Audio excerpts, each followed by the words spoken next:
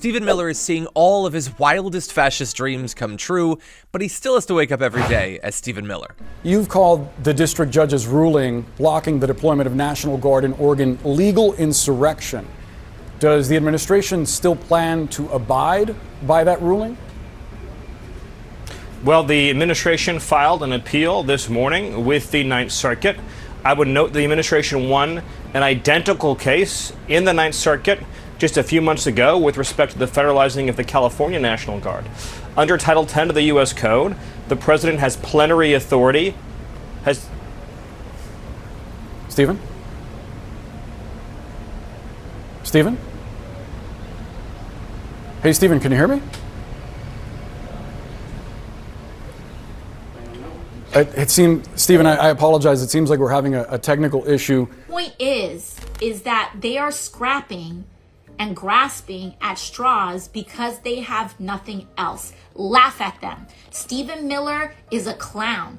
I've never seen that guy in real life, but he looks like he's like 4'10", and he looks like he is angry about the fact that he's 4'10", and he looks like he is so mad that he is 4'10", that he's taking that anger out at any other population possible. Like, laugh at them. Laugh at them. Yes, they are dangerous. Yes, we're here to be strong for one another. We need to expose the lies. We need to never let off the gas when it comes to protecting one another, exposing the lies, documenting things. We're seeing this too, right? And so I think it's very important to be able to hold multiple things at once. And we've seen this work in other cultures. We've seen this work in other countries.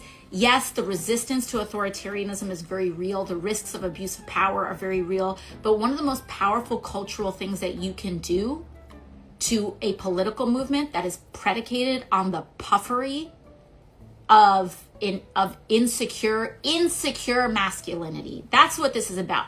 This isn't, people talk about toxic masculinity more than it, like, let's put that to the side for just 1 second. This is about insecure masculinity. And one of the best ways that you can dismantle a movement of insecure men is by making fun of them. By having secure men who aren't afraid of successful people around them, who are good dads, who have strong values, also participating in that as well. So, like, that's what I have for that. And also someone said, short kings are great. Absolutely. I'm not here.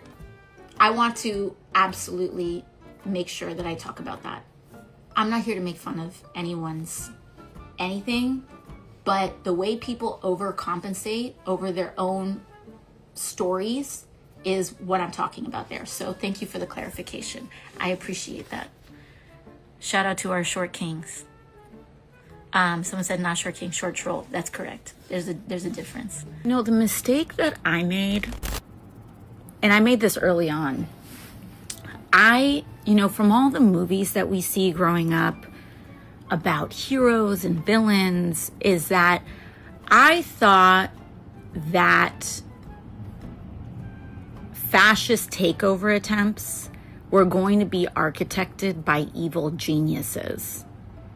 And I was not expecting how unearned, nepotistic, mediocre, and just dumb so many of the people architecting this were going to be. Stephen, AOC is you're her favorite target apparently on Instagram. Check this out. He looks like he is angry about the fact that he's 4'10", and he looks like he is so mad that he is 4'10", that he's taking that anger out at any other population possible. Like, laugh at them. Laugh at them. Like, Laugh at them. Laugh at them. I wish I had a hoodie on. I mean, are we trying to play sorority sister as elected official? I don't know. I was at a sorority over the weekend over in Texas. I felt like I was back at the sorority house, except they had more sense. Stephen, quick response. Well, we knew that her brain didn't work. Now we know that her eyes don't work. So I mean, she is a mess, right? What a train wreck. What a train wreck. I think you should just get a hoodie. It's great. You should just wear a hoodie from now on and respond to her in a hoodie. It should be hoodie to hoodie. It's, Stephen, yes, thank you so much. Yeah, go ahead. I think the important point is that every time she's on TV, Republican approval ratings go up, Democrat approval ratings go down. That lady is a walking nightmare. You're about. I know you for 20 years. You're about 5'10", 11. About 5'10", yes. so 4'10". Yes. I don't know what she can say. He is a policy savant. I mean, this guy is confident. He battles CNN with grace and with class, and he provides wise counsel to the President of the United States. This is what AOC doesn't get about men. Miller is a high-value man because he has power and influence, because he has vision, and he's on a mission to save this republic and protect Western civilization. He speaks with confidence and flair, and he's unafraid of anything. Now, AOC may have someone that's taller like Gavin, or someone has more distinguished characteristics like Adam Schiff, the senator, who talks like this, or someone with more wealth like Soros the Younger. But those men are not brave men. Those men did not protect the country when the country needed it. We had tests throughout the last couple of years, tests on crime, tests during COVID, and tests with immigration. And all of the men that AOC seems to value, they all failed the test, and they failed it miserably. Men who are high-value men like Stephen Miller take risks, they're brave, they're unafraid, they're confident, and they're on a mission, and they have younger wives with beautiful children.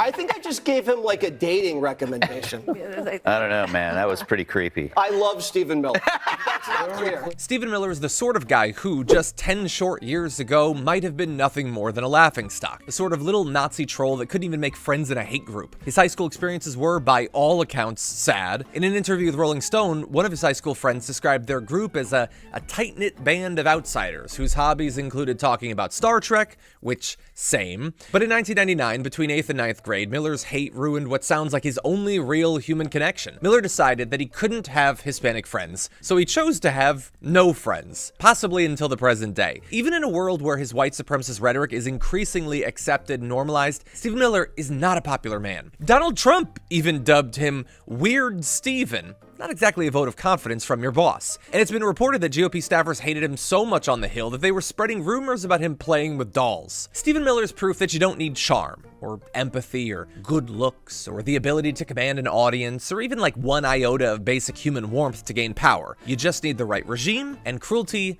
and persistence. And right now, he's got all three. Inside Trump's White House, aides reportedly jokingly call him President Stephen because of his oversized influence on both policy and on the president himself. He's the architect of a movement that thrives on fear, and his continued influence is a reminder of how easily hate can infiltrate even a democracy. He's the right weirdo at the right time.